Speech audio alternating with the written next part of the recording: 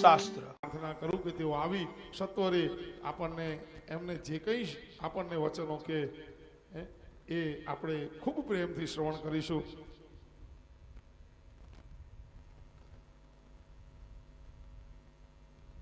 પૂજ્ય પાઠકજી આપણને જે કંઈ પ્રાસંગિક શબ્દો કે ખૂબ પ્રેમથી સાંભળજો, હે ને?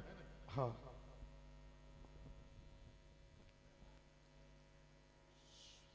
સૂર્ય સંવેદના પુષ્પે દીપ્તિ કારુણ્યવર્ધને લબ્ધ્વા શુભમ નવ વર્ષેસ્મિન કુર્યાત સર્વસ્વ મંગલમ. આજનું આ 2020નું વ્યાવહારિક વર્ષ, આપણું નવું વર્ષ ચૈત્ર અને કાર્તક માસમાં શરૂ થાય, પણ આપણા માટે આ બધું એક વ્યાવહારિક વર્ષ છે. ચેકની અંદર આપણે તારીખ લખવી પડે છે. એક બહુ સરસ સમાચાર બન્યા હતા. એક વોટ્સએપ એ આજના જમાનામાં બહુ જ મોટા ગુરુ છે, અને મારા વોટ્સએપમાં એક મેસેજ આવી ગયો. એક બેને નક્કી કરી નાખ્યું કે મારે ક્યારે ઇંગ્લિશ ભાષાનો ઉપયોગ કરવો જ નથી, તો બેંકની અંદર ચૈત્ર સુદ પાંચમ લખીને બેંકમાં ચેકો લઈને ગયા. તો બેંકવાળાએ એમને કહી દીધું કે બેન, આ બધું ના ચાલે, જ્યાં તારીખ લખાતી હોય ત્યાં તારીખ જ લખાય. એટલે બેને કહ્યું કે સારું, એવું જરૂરી છે. તો આજથી 2020નું નવું વર્ષ આપણા માટે વ્યવહારવાળું વર્ષ છે, અને એ જ બધું વર્ષ આપણા માટે હંમેશા મંગલમય, આનંદમય, પ્રગતિમય, ઉત્સાહમય અને મનની ઈચ્છાઓ પૂર્ણ કરવાવાળું બને એવી મારા તરફથી બધાને શુભેચ્છા. હવે આજના મંગલ દિવસે સમય થોડાક વધારે થઈ ગયો છે. ગુરુજીને વંદન કરું છું. બહુ સમય તો નહીં લઉં તમારા માટે. એક બે ત્રણ થોડીક વાત જરા મારે કહેવી છે, એ જરા હું થોડી કહી દઈશ. કે વ્યાસપીઠ ઉપર વિરાજમાન સુખદેવજી સ્વરૂપ, સુખદેવજીનું સૂક્ષ્મ સ્વરૂપ છે પ્રમોદ કુમાર આચાર્યજી. હું એમને મહારાજ નહીં કહું. પહેલા મહારાજમાં બહુ અત્યારે છેલ્લા 20-25 વર્ષથી મહારાજની વ્યાખ્યા આપણે લોકોએ બદલી નાખી છે. મહારાજ એટલે કોણ? શંભુ મહારાજ, ડોંગરેજી મહારાજ સુધી મહારાજ બરાબર હતા. આજે મહારાજને આપણે રસોઈયા બનાવી દીધા છે. એટલા માટે કોઈ જો કોઈ પંડિત મળે, કોઈ બ્રાહ્મણ મળે, કોઈ કર્મકાંડ કરવા વાળો આપણને મળે, કોઈ સાત્વિક વ્યક્તિ મળે, તો એને કાં તો આચાર્ય કહેજો, ગુરુજી કહેજો, શુક્લાજી કહેજો, શાસ્ત્રીજી કહેજો, પંડિતજી કહેજો, કશું ના આવડે તો ગોર બાપા પણ કહેજો, પણ એમને કદી મહારાજ ના કહેતા. આપણે જેમની વ્યાખ્યા બદલી નાખી છે. આ મહારાજ આ સ્થાન કોઈ કડછી ચલાવવાનું સ્થાન નથી. એટલે બને ત્યાં સુધી મારી બધાને એક વિનંતી, 25-30 વર્ષથી આપણે મહારાજની વ્યાખ્યા બદલી નાખી છે. એટલા માટે આચાર્ય તુલ્ય સુખદેવ સ્વરૂપ પ્રમોદજીને મારા વંદન. હવે અહીંયા આગળ જરાક બીજી એક વાત કરી લઈશ સુખદેવજી સ્વરૂપ માટે. આટલી નાની ઉંમરમાં આપણા બધાને આવી રીતના જકડી રાખવા કોઈ વિશ્વ વિભૂતિનું જ કામ હોઈ શકે.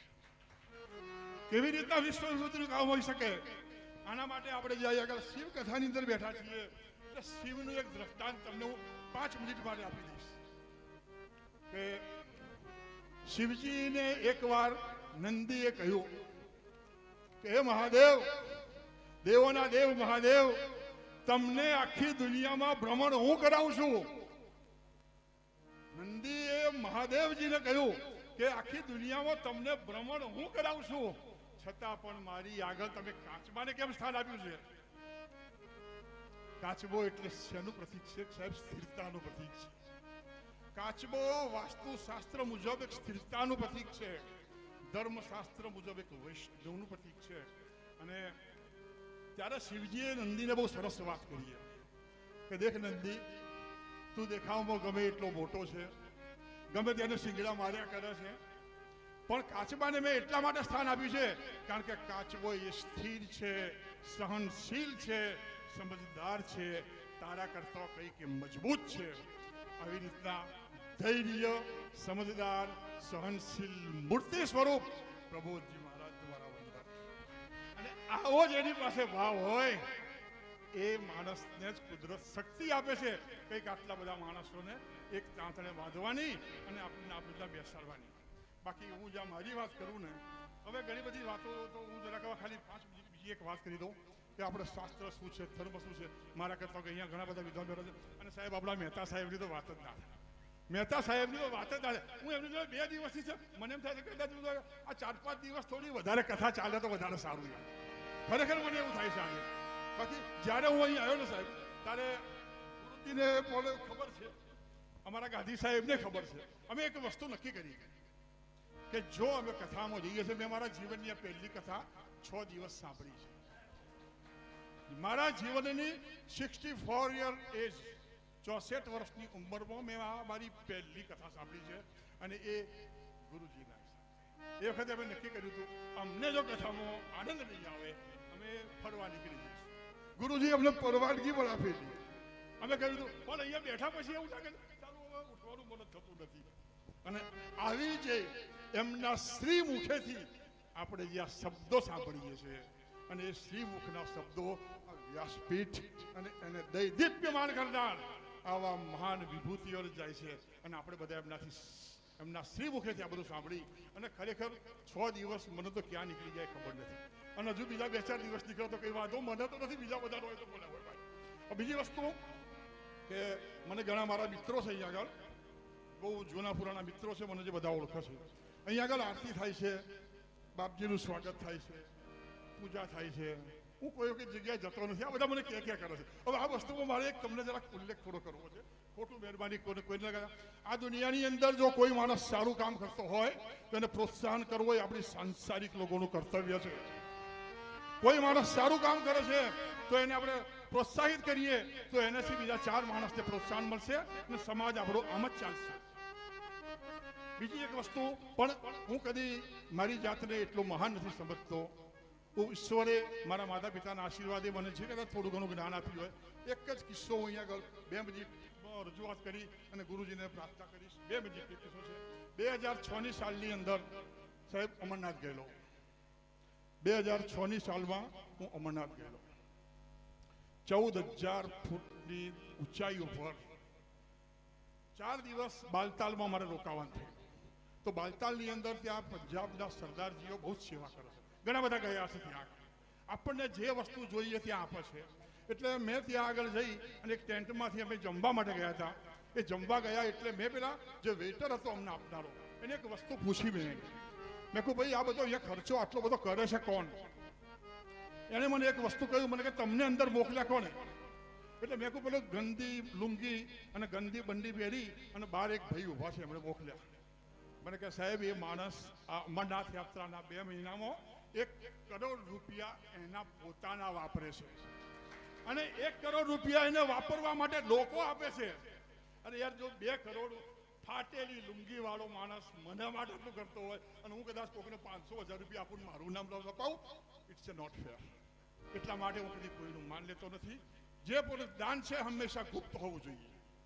પિતાજી એક જ વસ્તુ કહેતા હતા કે નેકી કરીને બેટા દરિયામાં નાખી દે, કદી એને કહેવાની જરૂર નથી. કહેવાની જરૂર કોને પડે? સૂર્યને ક્યારે પ્રકાશ કે તું પ્રકાશિત છે કહેવાની જરૂર પડતી નથી. કોઈ પણ જ્ઞાની માણસને કહેવાની જરૂર નથી કે હું જ્ઞાની છું. જ્ઞાની સર્વત્ર પૂજ્યતે. જ્ઞાનનો આદર કરે છે, વ્યક્તિનો આદર નહીં. આજે આગળ જે વ્યાસપીઠ પર બિરાજમાન છે ગુરુજી આજે બહુ અને સાહેબ બહુ વસ્તુ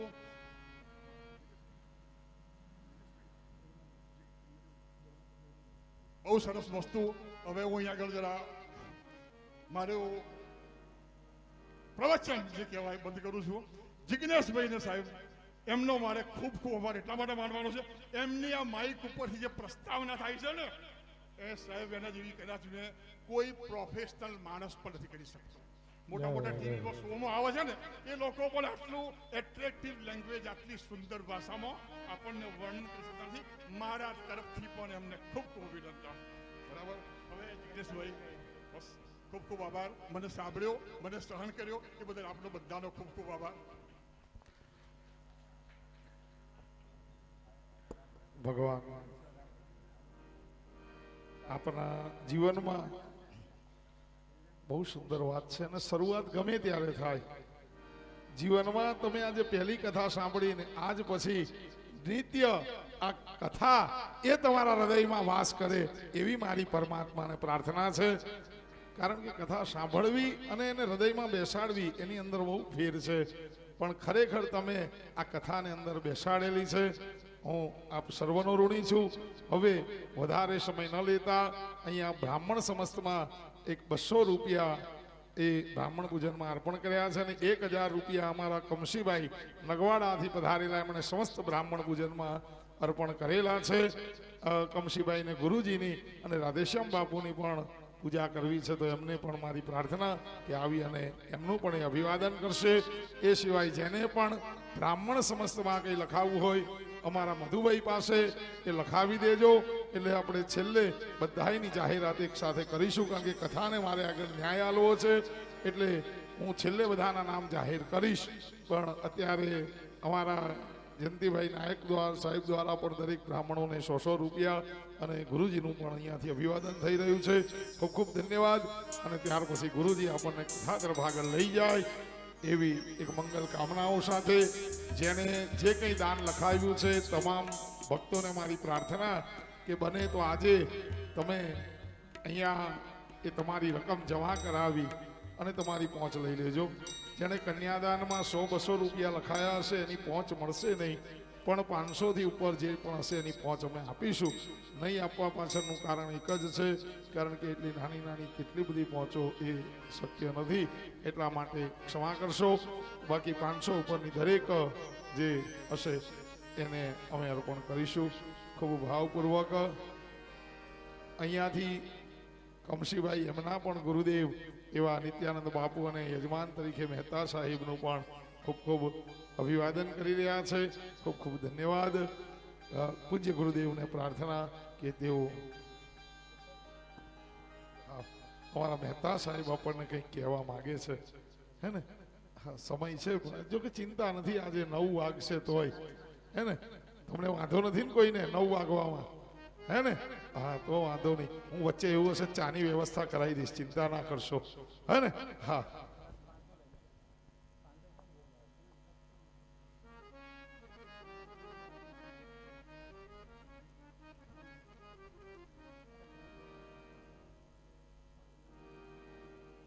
તસ્મૈ શ્રી ગુરવે નમઃ. બ્રહ્માનંદમ પરમસુખદમ કેવલમ જ્ઞાનમૂર્તિમ દ્વંદ્વાતીતમ ગગનસદૃશમ તત્વમસ્યાદિલક્ષ્યમ એકમ નિત્યમ વિમલમચલમ સર્વદી સાક્ષીભૂતમ ભાવાતીતમ ત્રિગુણરહિતમ સદગુરું ત્વં નમઃ.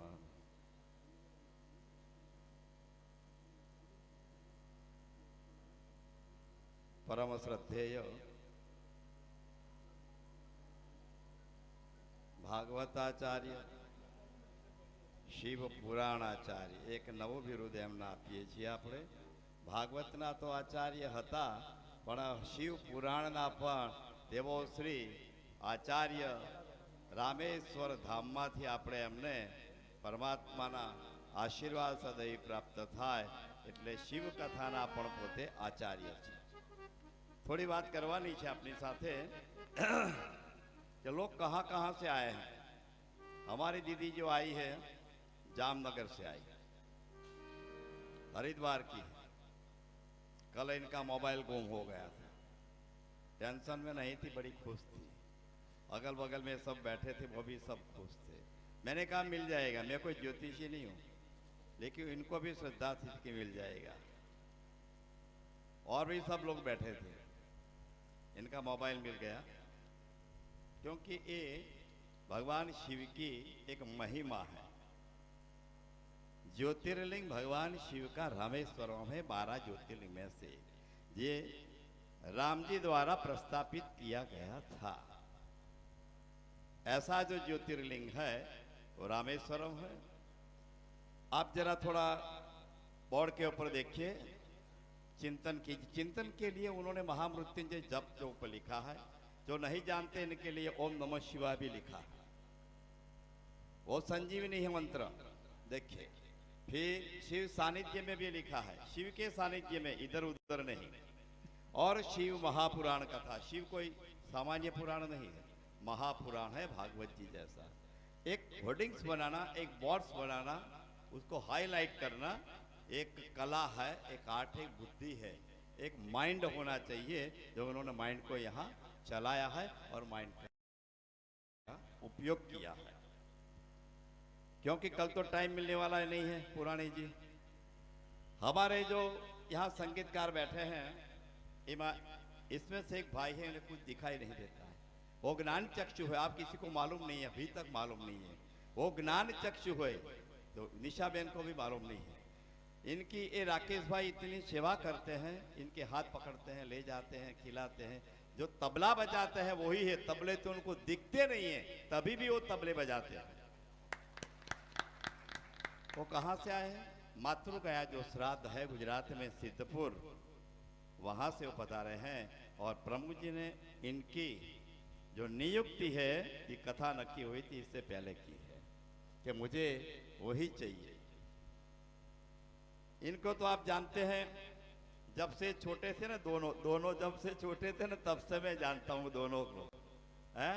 ये सब चड्डियां पहन के घूम रहे थे पाठशाला में, और बड़े दोनों में इतनी जो मित्रता है, और दोनों के एक दूसरे की रिस्पेक्ट रखते हैं, बहुत रिस्पेक्ट। मैं तो एक स्कूल का प्रिंसिपल हूँ, इसे देखते हुए मैंने कहा कि इतनी रिस्पेक्ट रखते हैं दोनों, और ये तो ज्यादा रिस्पेक्ट रखता है। वो प्रमोद जी बोलते हैं और ये सौरभ बोलते हैं।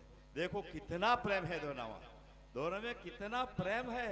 ये सौरभ जी अच्छा बजाते हैं, इनका अहमदाबाद में सुंदरकांड का पाठ होता है, वो भी भागवत करते हैं। और गंगा जी में तैरने के लिए उन्होंने मुझे सिखाया। 20-20 फुट पानी में मुझे ले गए गंगा जी में। देखो हंसते ही रहते हैं, क्योंकि उन्होंने जो यहाँ बुलाए, आप थोड़ा देखो, कथा को देखो, कथा को सुनो। जो बुलाए पूरी मंडली है, देखो। फिर वहां जो बैठे हैं, जो तपस्वीपुर भगत के गांव अन्न क्षेत्र चलता है, जो हमारे सीताराम बापू है, वो भी बड़े मस्ती से आराम से हनुमान जी के उपासक है बड़े, और बिल्कुल कभी उन्होंने गुस्सा नहीं किया, शांत से हंसते हैं। देखो, और देखो ये यहाँ बैठना 3-4-5 घंटा कोई ऐसी बात नहीं है, वो बैठे हैं, ठीक है। फिर हमारा जो अमित, ये दूसरा दीपक है, ये हमारा दूसरा एक दीपक भी हमारे साथ में ऐसा है, ऐसी मंडली है। इनकी तो बात ही निराली है। जो निराला एक कवि था, ऐसी निराली बात है। वो मेरे कटरा से मेरे साथ है, कटरा से पहले मेरे साथ में बीजापुर में थे, और एक प्रतिष्ठा हमने की बारेजा में, वहां भी मेरे साथ में थे। तो इनकी तो बात कोई अलग है। इतनी कठोर तपस्या है, मेहनत नहीं बोलो, इनकी तपस्या है। ये तैयार करना है, करना है, करना। और कटरा में कितनी ठंडी थी, देखो उन्होंने एक किया है। इनका अवटंक है पुराणी। क्या है? पुराणी। तो पुराणी जी भी है, इनके लिए दोबारा तालियां बजाइए। वो भी भागवत आचार्य है, वो भी भागवत करते हैं। उन्होंने हरिद्वार में गंगा के तट पर भागवत की है। ऐसी मंडली इकट्ठी नहीं की है। नहीं देख, फिर वहां वो नित्यानंद जी को ले आए। प्रमोद जी यहाँ से वहां गए, मुझे फोन किया कि मैं बिसावड़ी जा रहा हूँ। मैंने नित्यानंद जी को बोला कि प्रमोद जी आ रहे हैं। वहां से नगवाड़ा गए। कहीं कहीं जो नगवाड़ा गांव जो कच्छ की बॉर्डर है, छोटा कच्छ का रण है, छोटा, इनके बगल में ये लोग रहते हैं। वहां से छोटा रण है कच्छ का, वहां गए प्रमोद जी, और इतना प्रेम संपादन किया उन लोगों ने। नित्यानंद जी बोलते कि मैं कैसे आया, तो कि प्रमोद जी की वजह से आया। भक्त लोग बोलते हैं मैं किसकी वजह से आया, तो कि बापू की वजह से आया। देखो चैनल कैसी चली है, एक चैनल होती है। नित्यानंद जी बड़े इतने सरल है कि लोग उनको साष्टांग कर दें। एक दो किला जिनके पास सोना है, वो वहां सेवा करते हैं। ऐसे हमारे नित्यानंद जी के लिए तालियां बजाइए। आगे की बात करूं मैं, हमारा जो परिवार है, अवधूत चिंतन श्री गुरुदेव दत्त, जिनका नाम ही विक्रम। क्या है? वीर विक्रम। वो राजा हो गए। विक्रम भाई हमारे अवधूत परिवार के हैं। उन्होंने मुझे बताया कि मैंने ये बाप जी का दिया हुआ प्रसाद आज ग्रहण किया है। आ हा, एक कितनी परिभाषा ऊंची है, कितने विचार ऊंचे। अब मैंने तो वहां कुछ नहीं कहा, लेकिन जो बाप जी जो थे, हम बाप जी बोलते थे, जिन्होंने वो टीचर थे, वहां से उन्होंने अवधूत चिंतन का जो पूरा पोशाक पहना था और बीज मंत्रों के साथ में उन्होंने दत्त पुराण पूरी रचना की है। इनके गुरु थे वासुदेवानंद सरस्वती, जिनका आश्रम है गरुड़ेश्वर के अंदर। और विक्रम भाई का जो मिसिस बैठा है इधर, वो बाप जी की गोद में 5 साल की थी, वहां वो खेली हुई, बाप जी ने खिलाया उसको, वही संस्कार है। ऐसे वैसे नहीं आए, यहाँ परम तत्व आया, शिव जी ने जिसको बुलाया वो आए हैं, जो शिव ने बुलाए हैं वो आए हैं। तो हमारे विक्रम भाई ने थोड़ा उद्घाटन नहीं करता, लेकिन बोला उन्होंने कि मेहता साहब मैं आपके घर आऊंगा।